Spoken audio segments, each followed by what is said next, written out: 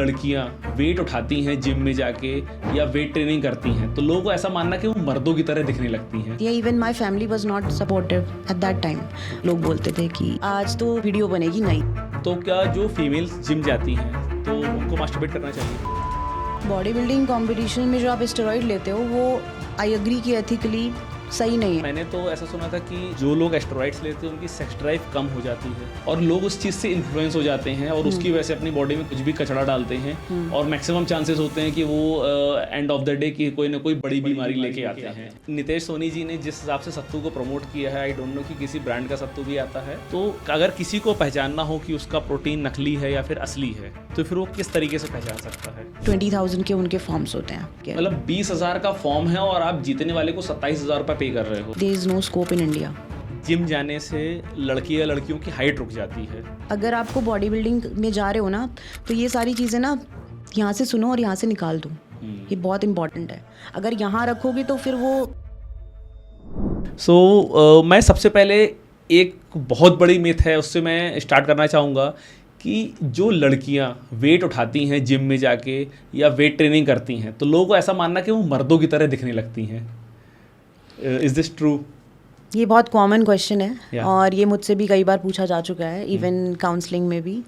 तो मुझे ऐसा लगता है कि अगर आप वेट लिफ्ट कर रहे हो तो आप मैनली नहीं लग रहे हो, आप स्ट्रांग दिख रहे हो। प्लस एक पॉइंट मैं ऐड करना चाहूँगी इसमें कि अगर कोई लड़का हमारा कोई रिलीजियस डांस या फिर कुछ कथक परफॉर्म कर रहा है लेट्स से, तो क्या वो फीमेल की तरह दिख रहा है? नहीं, राइट। तो वही चीज़ है कि अगर जिम में लड़कियां वेट उठा रही हैं तो वो स्ट्रांग दिखती है, नॉट मस्कुलिन। बट सोसाइटी तो जैसे जो आपने बताया कोई लड़का कथक डांस कर रहा है तो वो तो सोसाइटी तो उसी नज़र से उसको देखती है कि यार ये तो मर्द नहीं है। और सेम सिनेरियो गर्ल्स के साथ भी आता है कि ये लड़की जिम जा रही है, लड़की वेट उठा रही है, तो उसके अंदर क्या मर्दानगी आने वाली है, क्या मर्दानगी उसके अंदर आ रही है? नहीं, अब थोड़ा सा ऑब्वियसली मसल बिल्ड होने लगते हैं तो वो आप थोड़ा सा स्ट्रक्चर आपका थोड़ा सा चेंज हो जाता है। आई एग्री विद दैट, क्योंकि वो चीज़ मेरे साथ भी हुई है। मुझे भी कई लोगों ने बोला, इवन मेरे को लॉट ऑफ कमेंट्स भी आते हैं ऑनलाइन। बट ठीक है, कुछ कर नहीं सकते इस चीज़ का, बट ये थॉट प्रोसेस ही है आपका। ओके। और जब लड़कियां जिम जाना स्टार्ट करती हैं, क्योंकि हमारे जो समाज का माइंडसेट है ना वो ऐसा है कि लड़कियों को योगा करना चाहिए और लड़कों को जिम करना चाहिए। बट आज की डेट में आप देखोगे जो लड़के हैं वो भी योगा की तरफ जा रहे हैं और लड़कियां हैं वो जिम की तरफ भी जा रही हैं। तो इस पे आपका क्या पॉइंट ऑफ व्यू है? इस पे मैं ये बोलना चाहूँगी कि जैसे मैं जुम्बा भी कराती हूँ, ठीक है। मेरे जुम्बा में पहले कोई लड़का नहीं आता था, सिर्फ वेट ट्रेनिंग करनी होती थी उनको। बट ये कन्विंस करने के ऊपर है, उनका थॉट प्रोसेस चेंज करने की ज़रूरत भी है, क्योंकि मैंने उनको बोला आप बाहर भी जाओगे, इवन नॉट इन इंडिया, आप बाहर भी देखोगे तो सब जगह मेंस भी जुम्बा करते हैं, मेंस भी योगा करते हैं, ऐसा नहीं है। और सिर्फ वेट लिफ्ट करना इज़ नॉट इम्पॉर्टेंट, आपकी stability, flexibility is also important, जिसमें हमें योगा में हेल्प मिलती है। तो सारी चीज़ें करनी चाहिए मेरे हिसाब से। और लड़कियों के लिए कार्डियो ट्रेनिंग वर्सेस लड़कों के लिए कार्डियो ट्रेनिंग में कोई डिफरेंस या दोनों को किस लेवल पे करनी चाहिए? डिपेंड करता है बॉडी गोल क्या है। अगर कोई बहुत ज़्यादा थिन है या बहुत ज़्यादा ही स्लिम है, लड़का या लड़की, उसके लिए cardio is not that important. But हाँ, स्ट्रेंथ तो ऑब्वियसली कार्डियो से ही आएगी, but weight training is equally important. तो मेरे हिसाब से दोनों चीज़ों का बैलेंस होना बहुत ज़रूरी है। ओके। सिर्फ कार्डियो करने से ही नहीं होगा, weight training is equally important.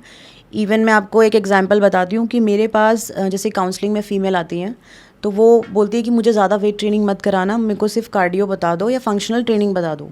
फिर उनको डिफरेंस बताती हूँ मैं कि अगर आप वेट लिफ्ट नहीं करोगे तो टोनिंग नहीं होगी बॉडी की। आप वेट तो नो डाउट कम कर लोगे, लेकिन एक टाइम पर सैगीनेस आ जाएगी बॉडी में, जो फीमेल बॉडी पे नहीं अच्छी लगेगी फॉर अ लॉन्ग टर्म। सो दोनों चीज़ों का बैलेंस होना बहुत ज़रूरी है मेरे हिसाब से। तो अगर मुझे वेट लॉस करना है तो मुझे ज़्यादा कार्डियो ट्रेनिंग की तरफ जाना चाहिए या फिर वेट ट्रेनिंग की तरफ? आपको दोनों करनी पड़ेंगी। कार्डियो भी ज़रूरी है आपको। आप मान लीजिए आप 2300 कैलोरी या 2400 कैलोरी का इंटेक करते हैं तो आप उसको बर्न भी करेंगे, तो अराउंड 500-600 कैलोरीज आपको पर डे बर्न करनी है, जो कि आपकी वेट ट्रेनिंग में भी बर्न होती हैं। तो वो कैलकुलेशन है सारी। तो अगर मैं वेटेज की बात करूँ, परसेंटेज की बात करूँ, if I am consuming 2500 calories and I want to burn 5000 calories, 5000 calories मुझे बर्न करनी है, मैं 2500 कंज्यूम कर रहा हूँ, ठीक है, तो मैं कितना परसेंटेज कार्डियो की तरफ फोकस करूँ, कितना परसेंटेज वेट ट्रेनिंग की तरफ फोकस करूँ? It should be 60-40 I guess. तो 60%, 40% is your weight is your cardio and 60% is your weight training. Okay. और सेम सिनेरियो में अगर मुझे गेन करना है, मुझे लीन मसल गेन करनी है, ठीक है, तो देन कार्डियो कितने परसेंट मुझे फोकस करना चाहिए और देन वेट ट्रेनिंग कितने परसेंट फोकस करना चाहिए? देन आप वेट ट्रेनिंग बढ़ा दो 80 and 20 same ratio. 80% weight training, 20% cardio. Yes. Okay. एक कई बार मैंने ऐसा भी सुना है कि कार्डियो करने से जो आपने मसल्स डेवलप की हैं, यानी कि जो आपकी मसल्स टाइट हुई हैं वो लूज हो जाती हैं. वही मैंने बताया ना आपको कि दोनों का बैलेंस होना ज़रूरी है. सिर्फ आप कार्डियो करोगे तो वो मसल लॉस भी करेगा, प्लस आपकी बॉडी में सैगीनेस भी आएगी. तो वेट ट्रेनिंग इक्वली इम्पॉर्टेंट है कार्डियो के साथ साथ. अच्छा, जो लड़कियां जिम जाती हैं, आपने भी ये सेम इशू फेस किया होगा कि सोसाइटी उनको बहुत अर्ली स्टेज में एक्सेप्ट नहीं करती है और गंदे गंदे कमेंट भी लोग पास करते हैं और उनके कैरेक्टर पे भी बातचीत करते हैं. तो इस सिनेरियो में किसी लड़की को किस हिसाब से टैकल करना चाहिए? चलो मैं अपना ही एग्जांपल दे देती हूँ. मैं इससे पहले फिटनेस ट्रेनर होने से पहले मैं बॉडी बिल्डर भी थी. मैंने शेरू क्लासिक में अंडर वसीम खान ट्रेनिंग करी थी. तो जब मैंने स्टार्ट किया था, ऑब्वियसली आप अगर एक एथलीट हो तो स्टेरॉइड्स तो कहीं ना कहीं आप लोगे ही, राइट? अगर आप प्रोफेशनली स्टेज परफॉर्म कर रहे हो then steroid is very common. तो थोड़ा सा मेरी बॉडी में चेंजेस आए थे, जिससे जैसे हार्मोनल हो गया और काफ़ी सारे इश्यूज आए थे स्टार्टिंग में. बट अंडर गुड गाइडेंस आप उसको टैकल कर सकते हो, अच्छी मतलब इन अ पॉजिटिव वे. लेकिन जब मैं अपने घर से जिम जाती थी, बैग लेके, शेकर था हाथ में, तो लोग बोलते थे कि आज तो वीडियो बनेगी नई. इट्स लाइक कमेंट आंटियों से, अंकल से, किसी से भी, दीदी आप ना थोड़ी मैनली लग रही हो, आज आपका बाइसेप साइज बहुत बड़ा लग रहा है. तो ये इस तरह के कमेंट्स मुझे डेली ही मिलते थे. और एक फीमेल, कहीं ना कहीं मैं इनसाइड तो फीमेल ही हूँ, राइट?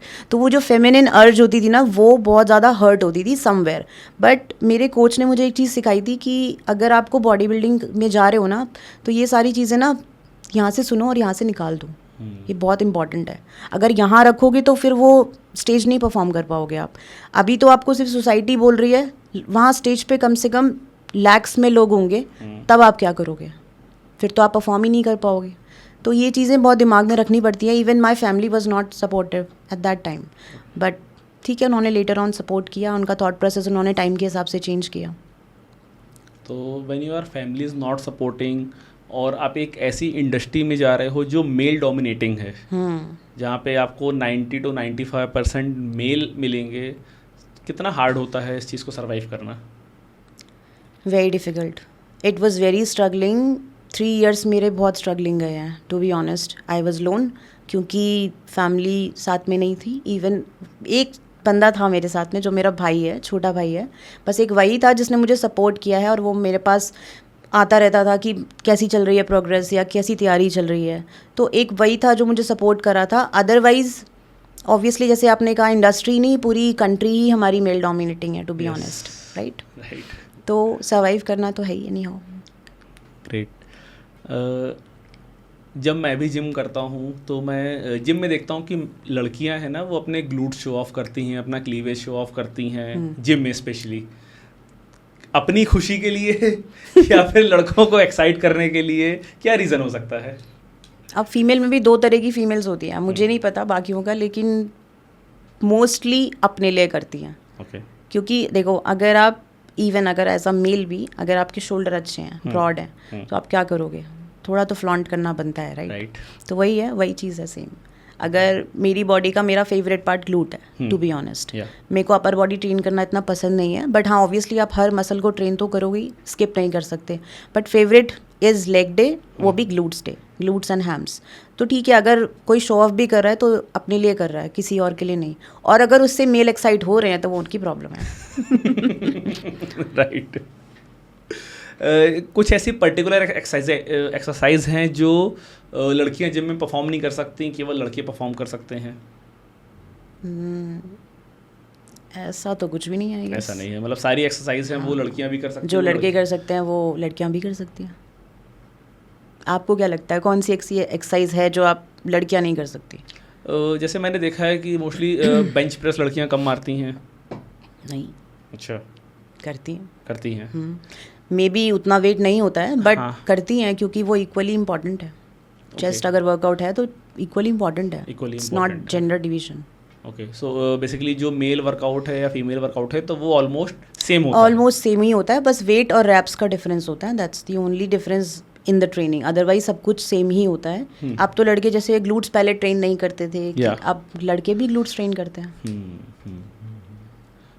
एक बहुत बड़ा मिथ है हमारे समाज में कि जिम जाने से लड़की या लड़कियों की हाइट रुक जाती है। इस पे आपका क्या कहना है? मेरे पास भी ऐसे क्वेश्चंस आते हैं इन काउंसलिंग। पेरेंट्स पहले बच्चों को नहीं भेजते थे जिम वगैरह, पहले बोलते थे कि साइकिल चलाओ या कुछ और एक्टिविटी कर लो जिससे आपकी हाइट बढ़ जाए। पार्क में लटकते थे हम 2-2 मिनट तक। बट अभी क्या है कि पेरेंट्स जिम तो लेके आते हैं बच्चों को, लेकिन उनके साथ साथ एक डाउट भी रहता है उनके पास कि आपको इनकी हाइट का देखना पड़ेगा, इनकी हाइट ना रुक जाए। बट ऐसा नहीं होता, एक सर्टेन एज तक ही आपकी हाइट बढ़ती है, साइंटिफिकली प्रूवन है, राइट? तो अगर आपका बच्चा 16 साल से नीचे है तो आपकी हाइट जिम की वजह से नहीं रुकेगी, बल्कि और ज़्यादा चांसेस होते हैं कि हाइट आपकी बढ़ जाए। बट ऐसा मैं 100%ली नहीं कह सकती, पार्शली आंसर है ये। जो नेचुरल हाइट है वो आपको मिलेगी बिल्कुल मिलेगी। अगर आप हैवी वेट ट्रेनिंग भी कर रहे हो या फिर ऐसी एक्सरसाइजेस कर रहे हो जिसपे आप अपने लेग्स ज़्यादा ट्रेन कर रहे हो तो उससे आपका हाइट का कोई रिलेशन कोई कनेक्शन नहीं है। Partially is correct. Partially it's correct. तो अगर कोई बच्चा 12 साल की एज में 14 साल की एज में जिम आना चाहता है तो वो विदाउट एनी फियर अपने माइंड में ऐसा कुछ भी नहीं रखे कि मेरी हाइट रुक जाएगी या फिर मुझे और कोई नुकसान हो जाएगा, वो क्लियरली जिम कर सकता है। बिल्कुल, विदाउट एनी डाउट। राइट। और इंडिया के जो जिम हैं, मैं भी जिस जिम में जाता हूँ तो मैं देखता हूँ कि एक लेडीज़ बैच अलग चल रहा होता है, एक जेंट्स का बैच अलग चल रहा होता है। बहुत रेयर केसेस हैं, बहुत रेयर ऐसी जिम है जहाँ पे लेडीज़ और जेंट्स एक साथ जिम करते हैं। इसका क्या रीज़न हो सकता है? अगर मैं अपनी जिम की बात करूं जहाँ पे मैंने अब तक वर्कआउट किया है, मैंने तो कभी फीमेल और मेल बैच नहीं देखा अलग से, टू बी ऑनेस्ट। बट हाँ, अगर मैं यूनिवर्सली बात करूं तो हो सकता है कुछ एरियाज़ में फीमेल्स कंफर्टेबल नहीं हो सकती कि मेरे साथ कोई मेल भी ट्रेन करे, या जहाँ मैं ट्रेनिंग ले रही हूँ वहाँ पे मेल भी रहे। एक फ़ीमेल जिम अलग एक कॉन्सेप्ट आया है ये कि फ़ीमेल जिम है, तो ऐसा नहीं होना चाहिए मेरे हिसाब से। तो फिर जब नहीं होना चाहिए तो फिर फीमेल्स को क्या इशू है? भाई आप अपनी जिम करो, लड़के अपनी जिम कर रहे हैं। फीमेल्स को ये इशू है कि कोई हमें ना देखे ट्रेनिंग करते टाइम। तो फिर आप जिम क्यों आ रहे हो? आप जिम आप इसीलिए आ रहे हो ना कि आपकी बॉडी अच्छी बनेगी, आप अच्छे अट्रैक्टिव दिखोगे, स्मार्ट दिखोगे, तो आप लोगों को दिखाने के लिए तो बना रहे हो। क्राउड है आपका, अगर क्राउड आपका ऐसा नहीं है, मतलब मान लो मेरा जो एरिया है जहाँ पे मैं जिम करती हूँ, ट्रेनिंग कराती हूँ, वहाँ पे भी ऐसी फीमेल्स आती हैं। इट्स योर पर्सनल चॉइस कि मुझे अलग से करना है। बट ऐसा कोई जिम नहीं है जो सामने से ये ऑफर करे कि हमारे पास फीमेल बैच अलग है या मेल बैच अलग है। अब अगर मान लीजिए आपको योगा करना है तो क्या फीमेल बैच अलग होना चाहिए योगा के लिए? नो। तो जेंडर स्पेसिफिक होना ही नहीं चाहिए जिम। स्कूल में भी ऐसी होता है, जैसे क्वाइट स्कूल होते हैं या फिर कुछ फीमेल्स के लिए ही होते हैं, बट मुझे लगता है ये आने वाले टाइम के लिए बेकार चीज़ है। अच्छा। हाँ, सेम बैच में आप मेल और फीमेल दोनों को ट्रेन होना चाहिए। बिल्कुल। फिर हम जेंडर इक्वालिटी की बात ही क्यों करते हैं? ये तो क्या डिफरेंट टॉपिक हो गया। डिफरेंट टॉपिक है, बट जेंडर इक्वालिटी की बात करते हैं, बट आई गेस उससे सबसे ज़्यादा इश्यूज भी लड़कियों को ही होता है। हाँ, एग्जैक्टली, यही मैं बोलना चाह रही हूँ कि जेंडर इक्वालिटी की बात ही मत करो अगर आपको जिम भी सेपरेट चाहिए तो, राइट? क्योंकि ज़्यादातर बात भी लड़कियां ही करती हैं, फिर उनको लड़की होने के लिए कुछ वो लड़कियां तो वो चाहती कि उन्हें कुछ एक्स्ट्रा बेनिफिट भी मिले। और मेरा एक पर्सनल ओपिनियन भी ऐड करना चाहूँगी कि जो ये ज़्यादा करते हैं ना, उनको ज़्यादा अटेंशन चाहिए होती है। वही ग्लूट्स वाली बात। राइट। अच्छा, क्या लड़कियों के जिम करने से उनकी पीरियड साइकिल में भी कुछ असर पड़ता है? नहीं, आई डोंट थिंक सो, बल्कि और इम्प्रूव होती है। ओके। हाँ, अगर मैं भी जैसे अगर पहले मेरी साइकिल मैं अपनी बताती हूँ, अगर मेरी साइकिल थी पहले 6 डेज़ की, ठीक है, अभी जैसे मैं जिम 5-6 साल हो गया मेरे को, बॉडी बिल्डिंग की बात मैं नहीं कर रही हूँ अभी, 5 to 6 ईयर्स हो गए मेरे को एज अ फिटनेस इन्फ्लुएंसर बने हुए। तो आप भी कह सकते हो कि मेरी साइकिल पहले से ज़्यादा इम्प्रूव हो गई है। जैसे 5 डेज़ अगर मेरा 3 डेज़ नॉर्मल रहता है तो 2 दिन मेरा अच्छे से पीरियड्स मेरे रेगुलर है अब तक टिल द टाइम। बल्कि इवन पीसीओडी के जो क्लाइंट्स आते हैं मेरे पास, पीसीओडी पीसीओएस वाले, उनको भी डॉक्टर ये सजेस्ट करता है आप वेट ट्रेनिंग करो। अच्छा। तो आपके पीरियड्स रेगुलर हो जाएंगे। पीसीओडी का सॉल्यूशन ही यही है, वेट ट्रेनिंग। तो जितने भी मतलब पीसीओडी पीसीओएस की जितने भी पेशेंट्स हैं, अगर वो रेगुलर जिम करें तो ये वो उनकी बीमारी ठीक हो सकती है। बिल्कुल। इसका क्योंकि और कोई सोल्यूशन है ही नहीं, आप कब तक मेडिसिन पर रखोगे अपनी बॉडी को। और वो जो आप मेडिसिन जो आपको गायनेक या कोई भी देता भी है ना, वो मेडिसिन और ज़्यादा इरेगुलर कर देती हैं आपके पीरियड्स, क्योंकि वो एक तरह से हार्मोनल मेडिसिन है। तो जहाँ बात हार्मोन्स की आती है वहाँ periods are obviously connected. So मेरे हिसाब से आपको वेट ट्रेनिंग करनी चाहिए instead of going to hormonal medicine. Right. और ड्यूरिंग पीरियड्स क्या लड़कियाँ वर्कआउट कर सकती हैं? Yes.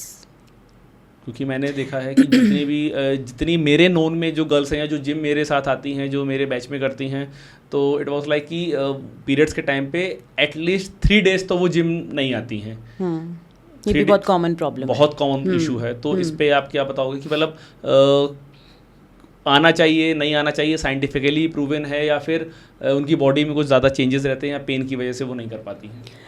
C it depends on age. अगर आपका बहुत अर्ली एज है, जैसे मेरे पास और बच्चे भी आते हैं, जैसे अगर किसी के जैसे पहले पीरियड्स हो चुके हैं 13 ईयर्स में या 14 ईयर्स में, तो मैं उनको 2 दिन तो मना ही करती हूँ एज अ टीनेज। अगर आप 18 साल से ऊपर के हो तो मेरे हिसाब से आपको रेगुलरली आना चाहिए। भले ही आप अपनी एंड्योरेंस कम कर लो, एक लिमिटेड टाइम मतलब वेट उठाओ आप, जैसे आप यूजुअली पर डे करते हो, उससे एंड्योरेंस अपनी कम रखो, तो मुझे लगता है कि आपका ऐसा कुछ पेन वेन नहीं होगा, आई गेस। ओके। बाकी बॉडी टाइप पे देखो डिपेंड करता है। अगर कोई बहुत ज़्यादा वीक फील कर रहा है तो शायद नहीं आना चाहिए मेरे हिसाब से। ओके। तो आप बॉडी को रेस्ट भी इक्वली इम्पॉर्टेंट है उस टाइम पे। रेस्ट से मुझे याद आया कि वैसे जिम वीक में कितने दिन करनी चाहिए? मैं तो 7 दिन करती हूँ। 7 दिन आप करते हो? ये मेरा अपना पर्सनल चॉइस है, बट 6 दिन करना चाहिए। एक दिन बॉडी को रेस्ट भी मिलना चाहिए। अदरवाइज जो आप मसल ब्रेक कर रहे हो ड्यूरिंग वेट ट्रेनिंग, उसको रिकवर कब करोगे? तो मेरे पास पूरा दिन तो है। अगर मैंने आज ट्रेनिंग की है, मॉर्निंग की है, मैं कल नेक्स्ट डे मॉर्निंग करूँगा, तो 24 आवर्स मेरे पास है रिकवर करने के लिए। Is this sufficient time? Sufficient time है। अगेन आपकी प्रोफेशन पर डिपेंड करता है। अगर आपका वर्क फ्रॉम होम है फॉर एग्जांपल, तो आपकी बॉडी को रेस्ट कब मिला? आपने 10-12 घंटे अपने कॉर्पोरेट जॉब में दिए, उसके बाद आपने खाया पिया भी है, सोए भी हो आप, लेकिन उतना टाइम सफिशिएंट नहीं होता। मिनिमम 8 आवर्स की स्लीप तो पर डे रिक्वायर्ड ही है, तो वो भी किसी किसी की पूरी नहीं हो पाती। स्लीप साइकिल मेरी तो नहीं होती, टू बी ऑनेस्ट। मैं भी 7 डेज करता हूँ और sleep is around almost 5 to 6 hours. Same 5-6 घंटे ही होती है मेरी भी स्लीप, बट मैं दूसरों को ये सजेस्ट करती हूँ कि 7 से 8 घंटे आपको सोना है। ओके। और एक दिन आपको बॉडी को रेस्ट ज़रूर देना है। तो जैसे मेरा संडे का टाइम होता है, तो मैं संडे को कुछ कार्डियो करके फिर पूरा दिन मैं अपनी बॉडी को रेस्ट ही देती हूँ, तो मेरी पूरे हफ्ते की रिकवरी हो जाती है। ओके। अगर कोई रेगुलर जिम कर रहा है तो क्या बेसिक सप्लीमेंट्स हैं जो उसको लेने चाहिए? बेसिक सप्लीमेंट्स में बहुत सारी चीज़ें आती हैं। डिपेंड करता है कि मेरी बॉडी में डेफिशिएंसी किस चीज़ की है। जैसे कि मैं अपनी बात करती हूँ, मेरी बॉडी में D3 और B12 ज़्यादातर हर बार टेस्ट कराने पर कम ही आता है। तो मैं D3 और B12 की जो साइकिल है वो 3 मंथ्स रखती हूँ, फिर 1 महीना छोड़ के स्किप करके फिर 3 मंथ्स बाद फिर से करती हूँ, क्योंकि मेरा जुम्बा भी होता है और मेरी वेट ट्रेनिंग भी होती है। तो मेरे बीच में मेरे को कुछ इश्यूज़ आए थे जिसकी वजह से मेरे पैर में जंपिंग के टाइम पे प्रॉब्लम होने लगी थी, जो कि ट्रिबिलिस मेरी मसल स्टिफ हो जाती है बहुत बार, तो वो B12 की वजह से होती है। तो ये बेसिक हो गया मेरा। उसके बाद मैं फ़िश ऑयल भी लेती हूँ, जो कि मेरे हेयर के लिए भी है और मेरी लिवर हेल्थ के लिए भी है। प्लस एक चीज़ मैं और भी ऐड करती हूँ, जो कि हमारा हो गया मल्टीविटामिन। वो आपका ओवरऑल हेल्थ है, उसमें आपको स्पेसिफिकली अलग से लेने की ज़रूरत नहीं पड़ती है। तो ये 4-5 सप्लीमेंट है जो बेसिक हैं, बहुत ज़्यादा बेसिक हैं। ये तो इवन आपको कोई भी डॉक्टर भी रेकमेंड कर देता है अगर आपकी बॉडी में कोई भी XYZ इशू होते हैं। ठीक है। और प्रोटीन का इंटेक कितना होना चाहिए एक पर्सन जो बिल्कुल भी एक्सरसाइज नहीं करता है और एक जो हैवी एक्सरसाइज करता है? प्रोटीन का इंटेक डिपेंड करता है।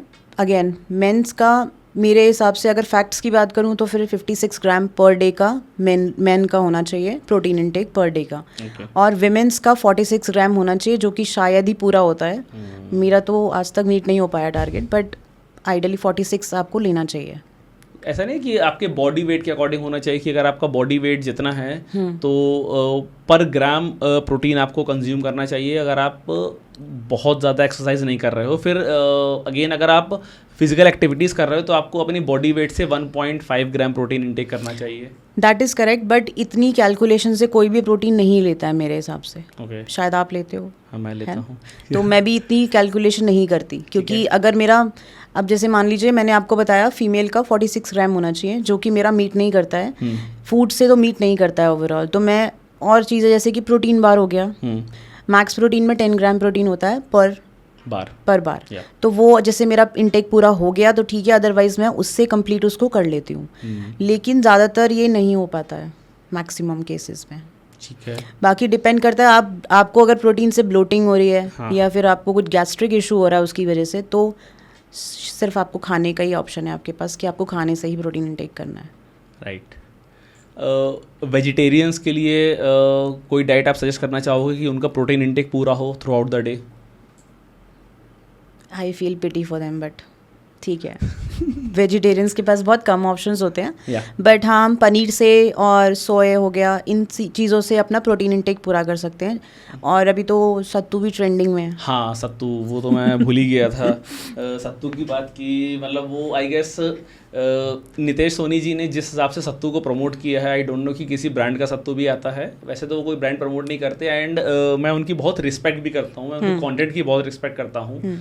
हाँ, बट मैं आपका पॉइंट ऑफ व्यू जानना चाहूँगा कि सत्तू में कितना प्रोटीन होता है, और अगर सिर्फ सत्तू को कंज्यूम करके क्या मतलब मेरे पूरे दिन की प्रोटीन का इंटेक पूरा हो जाएगा? मैं नितेश सोनी जी को गलत नहीं बोलूँगी, लेकिन मैं उनको पार्शली इनकरेक्ट भी नहीं बोलूँगी। ओके, सत्तू से आपको नो डाउट प्रोटीन और फाइबर दोनों मिल रहा है, डिपेंड करता है क्वांटिटी पर। बट सारी चीज़ें अगर इसी से पूरी हो रही होती तो शायद प्रोटीन कभी बनते ही नहीं, या हमें खाने की भी ज़रूरत नहीं पड़ती। सिर्फ सत्तू ही खा के मैं पूरे दिन अपना बॉडी का जितना भी प्रोटीन इंटेक है वो पूरा कर सकती हूँ। बट सारी चीज़ें एक चीज़ से कंप्लीट नहीं हो सकती, इसीलिए मैंने अभी इससे पहले भी ये वाली बात बोली थी कि प्रोटीन इंटेक आपका कंप्लीट होना बहुत इंपॉर्टेंट है। ऑप्शंस आपके पास बहुत सारे हैं, लेकिन सिर्फ एक चीज़ की तरफ जाना वो मेरे को नहीं लगता कि वो चीज़ सही है। ठीक है। और नॉन वेजिटेरियंस के लिए क्या क्या ऑप्शंस है हाई प्रोटीन के? They have multiple options, chicken है, फिश है, और मैं मतलब वैसे तो सजेस्ट नहीं करती हूँ, बट आप और भी चीज़ें ले सकते हो। जैसे कि हमारा एक लेब्राडा करके ब्रांड है जिसमें बीफ कंटेंट होता है आई गेस, बट उससे भी प्रोटीन इंटेक काफ़ी अच्छा होता है आपका। ओके।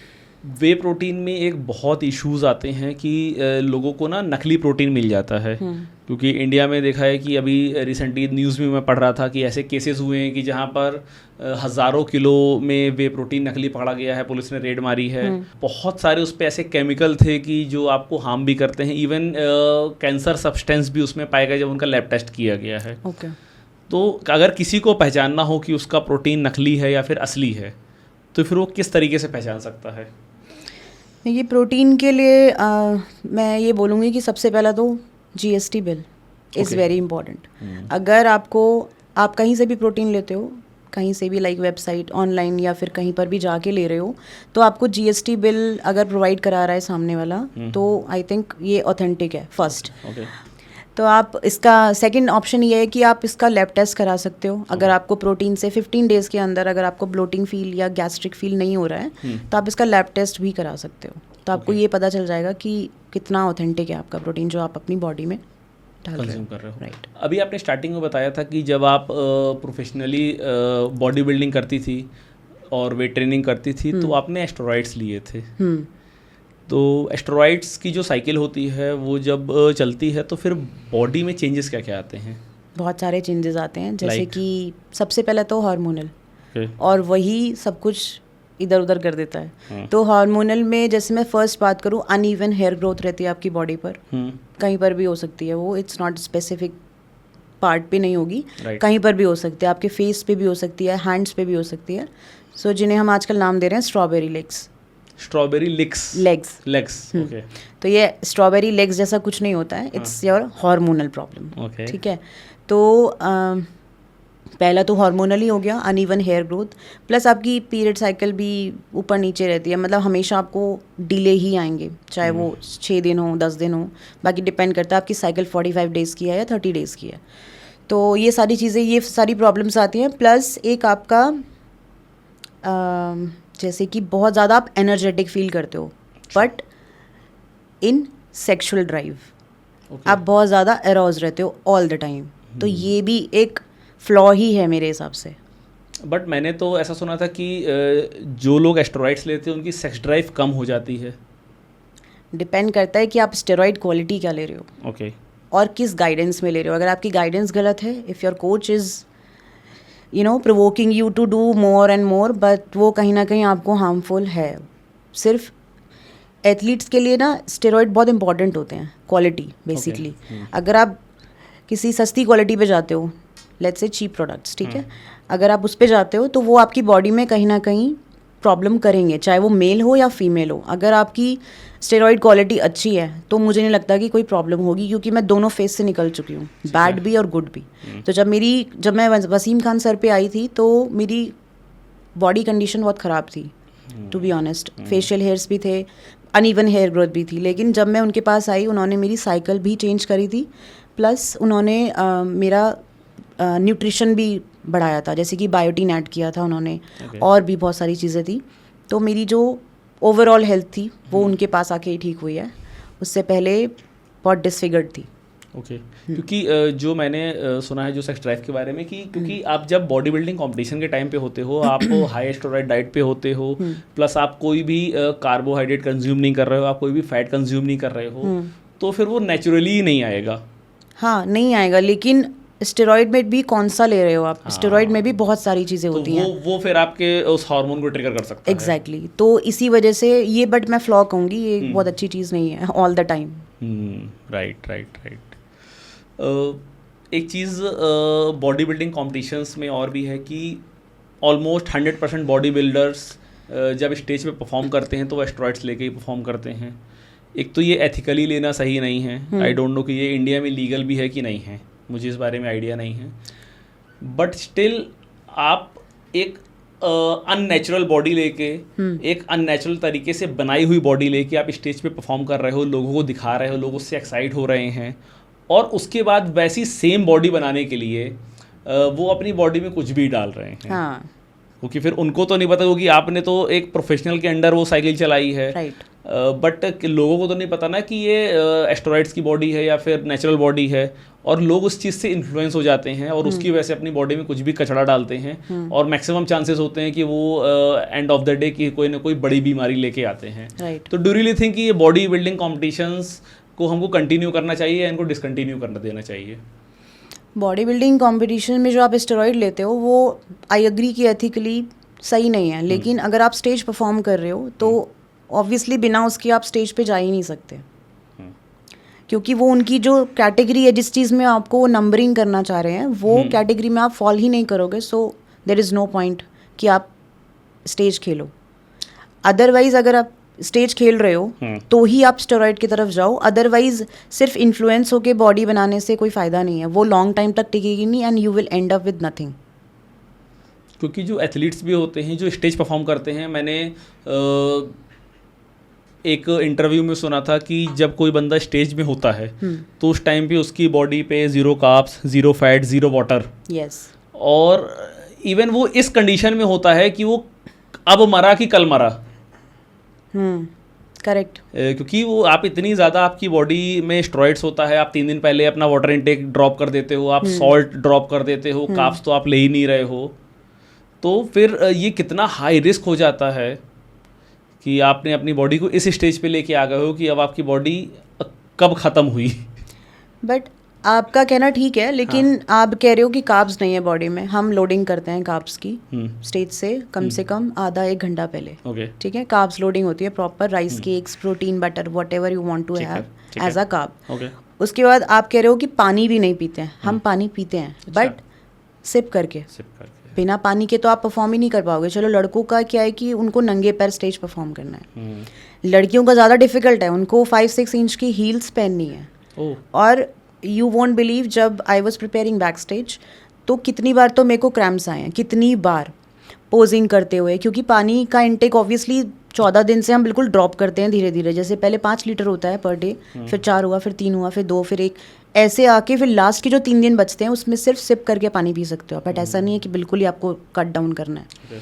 तो उस टाइम भी कितने क्रैम्प्स पड़ रहे थे, लेकिन फिर भी आपको स्टेज तो करना ही है, आपका फाइनल टाइम आ रहा है। तो लड़कियों के लिए ज़्यादा डिफिकल्ट है, मुझे ऐसा लगता है कि लड़कों का तो कुछ, लेकिन मैं ऐसा नहीं कह रही कि लड़कों का कुछ भी नहीं है, बट हाँ लड़कों के लिए भी इक्वली मेहनत बराबर ही है। ओके। और ये कॉम्पिटिशन्स कितने फेयर होते हैं बॉडी बिल्डिंग? ये तो बड़ा कॉन्ट्रडिक्टरी क्वेश्चंस है, बट ठीक है, फेयर तो बिल्कुल नहीं होते। ओके।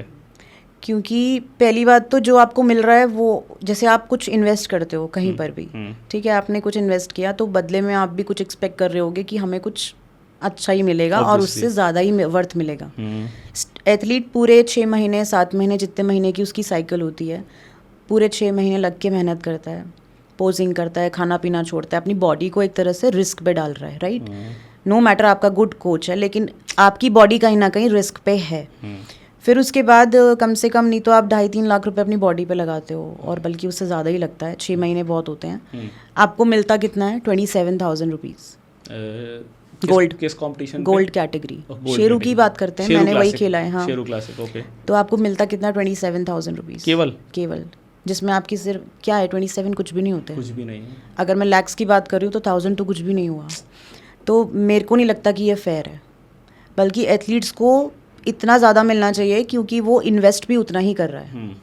एटलीस्ट उनका इन्वेस्टमेंट तो रिटर्न आए। एग्जैक्टली, जितना आपने लगाया कम से कम उसके इक्वल तो आए ना कहीं नंबर।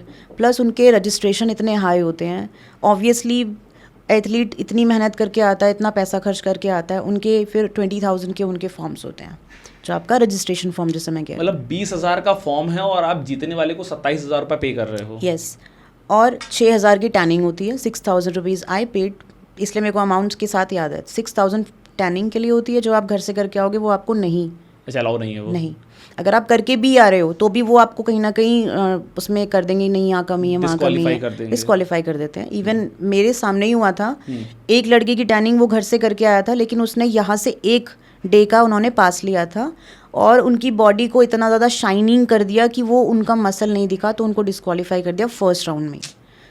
सो ये थोड़ा सा हार्ट ब्रेकिंग है कि इतनी मेहनत करने के बाद आपकी पोजिंग भी नहीं देखी गई, just because of your tan they removed you. Why tanning is important? Tanning is important क्योंकि आपके मसल बहुत ज़्यादा विजिबल होते हैं टैन में, क्योंकि जितनी वाइटिश बॉडी होगी आपकी, लाइट पड़ेगी आपकी बॉडी पे, मसल उतने विजिबल नहीं होते, ना इवन आपके फाइबर्स दिख रहे होते हैं। बट आफ्टर टैन आप भी ट्राई करके देखना, टैन के बाद आप जिम जाना और फिर देखना, आपको थोड़ा सा डिफरेंस पता चलेगा। अच्छा, मैंने कभी ट्राई नहीं किया, but I will, you should try. I will try. तो 27,000 रुपीज़ मिलता है एक कंपटीशन जीतने के बाद, गोल्ड मेडल वो भी जी, जिसमें मतलब, और आई गेस शेरू क्लासिक के लिए फॉर ए कंपटीशन 1000 रजिस्ट्रेशन तो हो ही जाते होंगे। मोर देन दैट क्योंकि ये कंट्री और भी होती हैं, सिर्फ इंडिया से नहीं आते एथलीट्स, बाहर से भी आते हैं खेलने के लिए। 20,000 रुपये का आपका रजिस्ट्रेशन चार्ज है, 6,000 रुपये आपका ट्रेनिंग चार्ज है, तो 26,000 रुपये आप पे करके आ रहे हो 27,000 रुपये जीतने के लिए। तो क्यों आ रहे हैं एथलीट्स? क्यों इतनी लाइन लगी है, हज़ार रजिस्ट्रेशन हो रहे हैं, लोग बाहर से आ रहे हैं? इसलिए आ रहे हैं क्योंकि और कोई प्लेटफॉर्म नहीं है बॉडी बिल्डिंग के लिए। मैंने बॉडी बिल्डिंग छोड़ने का रीज़न ही ये था कि there is no scope in India, और बाहर खेलने के लिए मुझे बहुत सारा मोटिवेशन चाहिए था। टॉप 6 में आना मेरे लिए बहुत बड़ी बात है उस टाइम के लिए, क्योंकि वो मेरा फर्स्ट स्टेज था। लेकिन मैंने दोबारा ट्राई इसलिए नहीं किया क्योंकि मुझे पहले में ही ऐसा लग गया था कि बहुत ज़्यादा अनफेयर गेम है। सोचा मैंने उसके बाद, क्योंकि जब आप तैयारी पे होते हो ना, आपका दिमाग थोड़ा कम ही काम करता है कि आप उस तरफ नहीं सोचते, आपको सिर्फ स्टेज दिख रहा होता है उस टाइम। लेकिन जब आपका स्टेज खत्म हो जाता है तो आप रियलाइज़ करते हो कि आपने जो लगाया अब तक, आपको कुछ भी नहीं मिला उससे। उसके बाद मुझे 2 कोलैबोरेशन भी मिले थे, बट वर्थ नहीं है कोलैबोरेशंस, क्योंकि they expect sale in return. So obviously वो तो मेरा ही हार्ड वर्क है ना। कोलैब तो वो एक डिफरेंट चीज़ हो गई, क्योंकि वो आपका पर्सनल है, बट स्टिल मैं अभी भी इस चीज़ को मैं समझ नहीं पा रहा हूँ कि सपोज करो, चलो ठीक है, आप जीत भी गए कंपटीशन, आपको 27,000 रुपये मिल भी गया, फिर क्या? फिर वहाँ से आपको ब्रांड्स उठा लेते हैं, और वहाँ पे आपका जैसे मान लीजिए जिम खुलवा देते हैं, पूरा उनका सेटअप, जैसे कि फिट लाइन की बात करते हैं। फिट लाइन वहाँ पे सारे ब्रांड्स आते हैं, जितनी भी मशीनरी सेटअप वाले सब उधर ही होते हैं, क्योंकि अपना प्रमोशन करने उस शेरू क्लासिक में सब आते हैं। It's expo mart kind of, ठीक है। वहाँ पे फिट लाइन वाले ने देखा कि आपका ब्रांड का एथलीट, जैसे स्टेडफास्ट ब्रांड लेते हैं, उनका कोई एथलीट जीतता है, विनर होता है, फर्स्ट कैटेगरी में आता है, तो फिट लाइन वाले उनसे कोलैब करके आपका जिम खुलवा देते हैं और आपके पास एक सोर्स ऑफ इनकम आ जाता है कि मेरा जिम खुल गया, अब मुझे कुछ नहीं करना। तो वो तो आप ऐसे भी खोल सकते हो कोलैब करके। किसी के पास पैसे नहीं है, फाइनेंशियली कोई ब्रोक है, तो उसके लिए तो बहुत अच्छी बात है ये।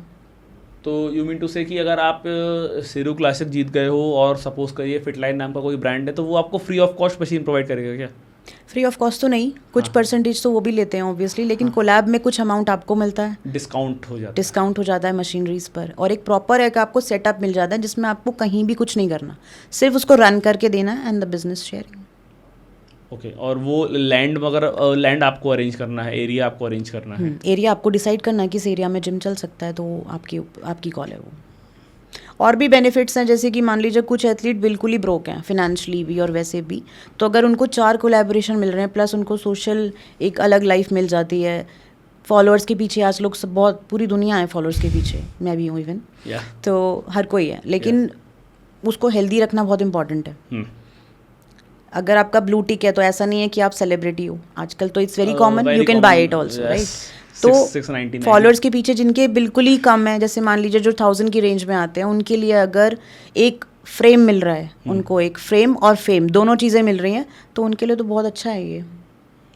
कुछ ना मिलने से कुछ मिल रहा है वो बेटर है, बट मेरे को वर्थ नहीं लगा कुछ भी, तो मैंने इसलिए इतना सुनने के बाद मेरे को भी वर्थ नहीं लगा, और मैं तो कभी गया नहीं। इवन 14 ईयर्स की मेरी लाइफ हो गई जिम करते हुए ना, मेरा कभी जाने का प्लान है। रीज़न मेरा सिर्फ ये था कि तो फेयर नहीं है, दूसरी चीज़ आप अपनी बॉडी में अननेचुरल चीज़ें अगर डाल रहे हो, फिर आप उसको स्टेज में शो ऑफ कर रहे हो, that is not good for me.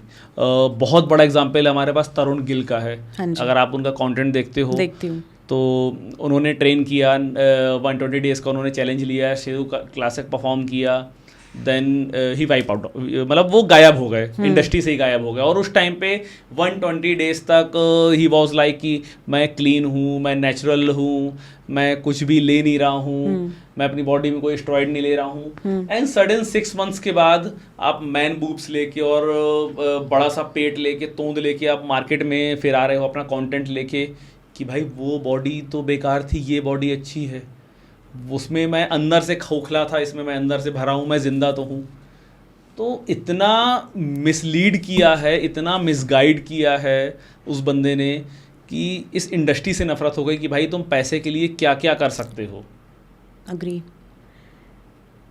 But मैं तो सॉरी उनको ना फॉलो करती हूँ ना मैं उनका कंटेंट देखती हूँ, बट हाँ लोगों से इधर उधर से पता चल ही जाता है ऑब्वियसली। तो मेरे पास भी ऐसे आते हैं कि मैम एप्स चाहिए, जैसे आपके थे वैसे मुझे भी चाहिए। फीमेल्स भी बोलती हैं, मेल्स भी बोलते हैं कि जैसे बाकी ट्रेनर्स का कोई गोल नहीं है, स्टेज का कोई गोल नहीं है, लेकिन स्टिल वो स्टेरॉइड डालते हैं अपनी बॉडी में। और ये आजकल के यूथ ज़्यादा हैं। मेरे जिम की बात करते हैं अगर, तो मेरे जिम में भी 60-70% यूथ है, 16-17 ईयर्स, 19 ईयर्स। सबको एक अच्छी बॉडी चाहिए, लेकिन किसी को मेहनत नहीं करनी है। सबको स्टेरॉइड अच्छा उनको लगता है कि अगर मैं स्टेरॉइड ले रहा हूँ तो मैं सो जाऊँगा जाके, अगर स्टेरॉइड लेके तो मेरी रातों रात में बॉडी बन जाएगी। बट ये कहीं ना कहीं कौन सा थॉट प्रोसेस है ये, और ये जो इन्फ्लुएंस हो रहे हैं ये हमारे सोशल मीडिया से ही हो रहे हैं ऑब्वियसली। अब आप मान लीजिए कितने सारे एथलीट्स हैं जो अपने आप को नेचुरल नहीं बोलते, पर ठीक है मैं तो ऑन कैमरा हूँ, मैं तो बोल रही हूँ कि मैं नेचुरल नहीं थी। बट हाँ अभी कुछ टाइम से जब से मैंने अपना करियर स्विच किया है तो मैं अभी तक मैं कुछ नहीं ले रही हूँ, सिर्फ प्रोटीन, वो भी इनटेक अपना मैं फूड के थ्रू ही पूरा कर लेती हूँ, चलते फिरते जैसे भी, बट कर लेती हूँ। बट प्रॉब्लम वही है, यूथ हमारा जो जा रहा है वो स्टेरॉइड्स की तरफ ही जा रहा है, क्योंकि उनको लग रहा है ये शॉर्टकट है। और फिर आफ्टर 3-4 ईयर्स उनको कुछ रियलाइज़ होगा कि यार मेरी बॉडी में, मेरे लिवर में प्रॉब्लम है या मेरी किडनी में प्रॉब्लम है। वो रीज़न उनको दिखाई देगा तब जब उनके बॉडी में कोई प्रॉब्लम आएगी। इसलिए मेरे पास, मैं मेल को भी ट्रेन करती हूँ, मैं फीमेल को भी ट्रेन करती हूँ। मैं उनको ये समझाती हूँ कि जो आपको एब्स दिख रहे हैं ना, वो कट डाउन करके किए गए हैं। जस्ट एक होता है कि जैसे मान लीजिए मेरा शूट है आज, जैसे मेरा शूट है आज, ठीक है, अब मुझे एब्स विजिबल करने हैं विद इन 3 days, शॉर्टकट लेना पड़ेगा कोई ना कोई, क्योंकि मेरा वो प्रोफेशन है। अगर मैं मॉडल हूँ, फिटनेस मॉडल या कोई सी भी मॉडल हूँ, मुझे एब्स विजिबल करने हैं, तो मैं शॉर्टकट यूज़ करूँगी ऑब्वियसली, वो मेरा एक शॉर्टकट ही होगा। उसके बाद मैं नेचुरल रखूँगी उसको। ओके। अब उनको लगता है कि मैं एब्स मेंटेन कर सकता हूँ 2-3 महीने, वो नहीं पॉसिबल है। और एब्स बनाने का शॉर्टकट क्या है, ये तो मैं भी जानना चाहूँगा। एब्स बनाने का शॉर्टकट यही है कि आपका फैट परसेंटेज कम, एब्स तो सबके ही होते हैं ना बाय डिफॉल्ट, इट्स जस्ट आपका फैट परसेंटेज आप कम कर लो, एब्स विजिबल हो जाएंगे, एज सिंपल एज दैट। एक बहुत पुराने टाइम पे मैंने सुना था कि जो ओल्ड एज जिम करते हैं, ओल्ड स्कूल जिम जिसको बोलते हैं, तो वो एब्स के ऊपर आयोडेक्स लगाते थे और फिर एब्स परफॉर्म करते थे, जिससे जो पसीना आता था उससे वहाँ वो टमी एरिया का फैट कट डाउन हो जाता था और एब्स विजिबल हो जाते थे। ऐसा सुना आपने कुछ?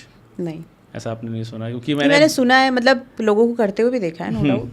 अब तो एक वो भी आता है कुछ स्लोन्स बाम करके आता है, स्लोन्स बाम, हाँ, उसमें ऐसे मुस्टैच बनी होती है। ओके। तो वो आता है, वो आपकी सिर्फ क्या कैसे बताऊँ, इट्स लाइक बर्न फील कराएगी आपको, होगा कुछ नहीं, बस आपको यहाँ पे बर्न फील होगा, तो आपको लगेगा कि हाँ यार कल तक एब्स आ जाएंगे, हो रहा है। वही ऐसी एक प्रोडक्ट भी आता है, एब्स ऑफ स्टील, अगर आपने सुना हो या यूज़ किया हो।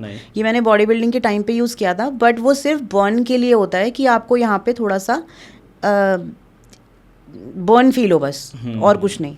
उसके बाद जब वो रिमूव हो जाएगा स्वेट से या कुछ किसी भी चीज़ से, या आप उसको वाइप आउट भी कर दोगे ना, तो फिर आपको नॉर्मली लगेगा जैसे आप हो। और मेंटली आपको लगता है, साइकोलॉजी आपको लगता है कि हाँ कुछ हो रहा है, हाँ, बस आपका यहीं से लग रहा है, वैसे हो नहीं रहा कुछ। राइट। अच्छा, बॉडी बिल्डिंग में मास्टरबेशन का क्या रोल रहता है? वैसे तो अगर मैं कोच की मानूँ तो कोच तो मना ही करते थे कि आपको मास्टरबेट नहीं करना है, बिकॉज आप जो प्रोटीन इनटेक कर रहे हो अपनी बॉडी में वो फिर आप रिलीज़ कर दोगे। बट दूसरे अगर कोच की अगर मैं सुनूँ तो वो बोलते थे कि मास्टरबेशन इज़ गुड, वो आपकी टेस्टोस्टेरोन हेल्थ को भी बढ़ाता है, काउंट बढ़ाता है। पर दोनों ही स्टेटमेंट बहुत अलग हैं। तो मेरे हिसाब से आई पर्सनली फील कि आपको करना नहीं चाहिए। ठीक है। तो क्या जो फीमेल्स जिम जाती हैं तो उनको मास्टरबेट करना चाहिए? हाँ, कर लेना चाहिए। अच्छा, उससे उनका मसल लॉस या फिर एनर्जी लॉस नहीं होगा? कौन सा आप पूरे दिन करोगे, राइट? तो आप अगर एक बार भी कर रहे हो तो वो यहाँ से है बस। अगर आपका मतलब मुझे नहीं लगता कि कोई मसल लॉस हो जाएगा या फिर कुछ वैसा हो जाएगा, बट आपको कर लेना चाहिए, बिकॉज ये आपका मेंटल हेल्थ भी इम्पॉर्टेंट है समवेयर। क्योंकि मेरे पास बहुत फीमेल्स ऐसी भी आती हैं कि उनको यार मान लीजिए वो सिंगल हैं लेट्स से, या किसी के हस्बैंड दूर रहते हैं, बहुत सारे इश्यूज होते हैं या कुछ और है कंसर्न, तो जैसे वो वर्कआउट करना चाह रही हैं मेरे मतलब ट्रेनिंग के बाद, अगर वो ऐसा कुछ करना चाह रही है मास्टरबेट, तो वो कर सकती हैं। ओके। ऐसा कोई ये नहीं है कि बहुत बड़ा उनका लॉस हो जाएगा, क्योंकि ये साइकोलॉजिकली लोगों को ज़्यादा लगता है कि मैं मतलब जिम कर रहा हूँ और मैंने मास्टरबेट कर लिया तो मैंने कोई बहुत बड़ा पाप कर दिया। हाँ, राइट। फिर रिग्रेट, गिल्ट होता है कि यार मैंने क्यों किया ये। एग्जैक्टली। बट अगर आपको यहाँ से लग रहा है कि आपको करना चाहिए तो आप करो। ओके। ऐसा कुछ मसल या बॉडी, क्योंकि मसल माइंड कनेक्शन और बॉडी का जो हम यहाँ से कनेक्शन होता है वो बस एक बाहर से दिखता है, ऐसा कुछ डायरेक्टली नहीं होता है। अगर आपको मास्टरबेट करने का मन कर रहा है तो आप कर सकते हो। ऐसा नहीं है कि आपका मसल लॉस हो जाएगा या फिर कल मुझे लेग्स करने हैं तो मेरे को लो फील होगा, ऐसा नहीं होगा। Okay. It will recover automatically. Okay. पहले लोग ना देसी घी बहुत खाया करते थे, लेकिन जैसे जैसे हम लोग मॉडर्न होते गए, लाइफस्टाइल हमारी चेंज होती गई, तो देसी घी को ऑयल ने रिप्लेस कर दिया। तो बॉडी बिल्डिंग में क्या देसी घी आप कंज्यूम कर सकते हो अगर आपका गोल फैट लॉस है? मैं तो डेली करती हूँ। और बॉडी बिल्डिंग के टाइम पे भैया ने हमें ऑयल पुलिंग भी सिखाई थी। Oil pulling, what is it? Oil pulling is like आपका वेट मैनेजमेंट में हेल्प करती है। It's same works like ACV, Apple cedar vinegar. तो अगर आप उसको मॉर्निंग में ले रहे हो देसी घी को विद वार्म वाटर, तो ये आपका वेट मैनेजमेंट में हेल्प करती है समवेयर। ओके। और आपका मेटाबॉलिज्म बूस्ट करती है। तो ये 2 बेनिफिट हमारे हैं, प्लस हमारी इम्यूनिटी तो स्ट्रांग होती है देसी घी से। तो मेरे को नहीं लगता कि आपको देसी घी कभी छोड़ना चाहिए, मेरा तो फेवरेट है एनीवेज।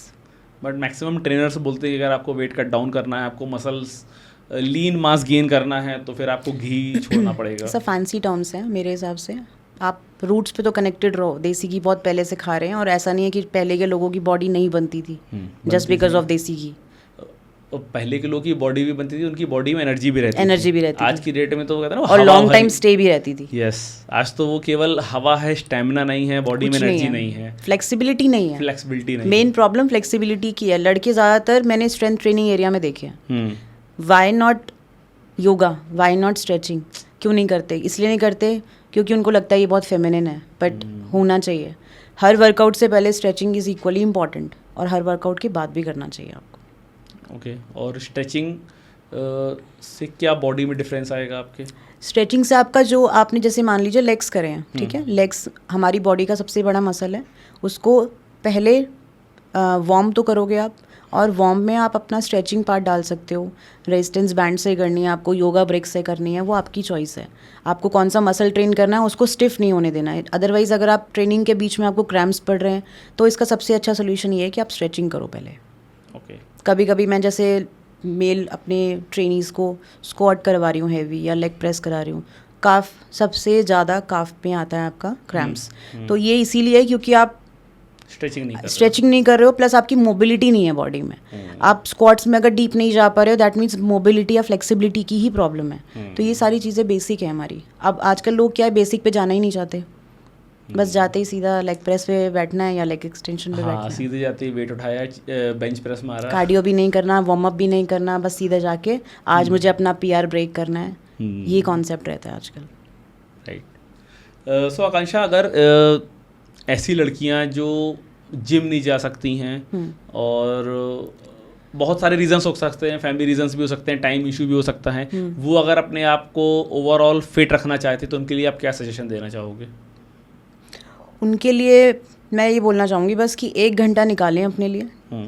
जैसे सेल्फ पैम्परिंग के लिए आप मैनिक्योर पेडिक्योर कराते हो, तो वैसे ही 1 घंटा अपने लिए निकालो, और एक अपने लिए बेसिक किट जिसे कहते हैं, मैं होम वर्कआउट भी कराती हूँ ऑनलाइन, तो आप एक बेसिक किट खरीदो अपने लिए और अपना सेल्फ वर्कआउट स्टार्ट करो। अब तो हमारी जैसे बेसिक किट में क्या क्या बेसिक किट में आपका Amazon फ्लिपकार्ट पे अवेलेबल है। उसमें आपका सब कुछ है, रॉड्स हैं, प्लेट्स हैं, प्लस आपका स्किपिंग रोप है, और भी बहुत सारी चीज़ें हैं। ये आपको Amazon पे कहीं भी मिल जाएगी, बेसिक होम एक्सरसाइज किट। तो ये आप मंगवाओ अपने लिए, और उसमें अपनी योगा मैट, स्ट्रेचिंग बैंड्स, ये सारी चीज़ें ऐड करो। अब तो फिटनेस की सारी ऐप्स आ गई हैं, they will count your rep also. So you don't need a trainer. अगर आप नहीं जा सकते हो, वो एक अलग चॉइस है आपकी, या आपका टाइम इशू है, या आप कंफर्टेबल नहीं हो। जैसे मेरी एक ऑनलाइन क्लाइंट है, वो कभी कंफर्टेबल हुई नहीं, even after 25 kg weight loss, confidence बढ़ा, लेकिन वो जिम नहीं जा पा रही हैं बहुत सारे रीज़न से। तो वो आज तक मेरे पास कनेक्टेड है।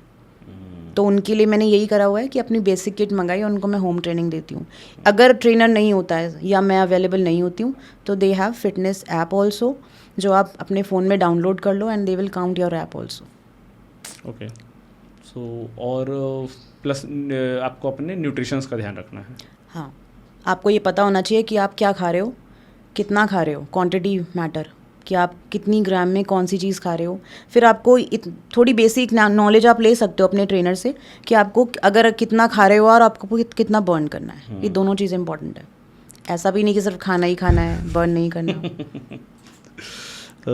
Thank you so much, it was great podcast. बहुत सारे डिस्कशन हुए, बहुत सारे टॉपिक के ऊपर डिस्कशन हुआ, बहुत सारी मिथ जो थी वो लोगों की शायद क्लियर होंगी। So thank you so much for being on panchayat with Rohit. Thank you. Thank you Rohit.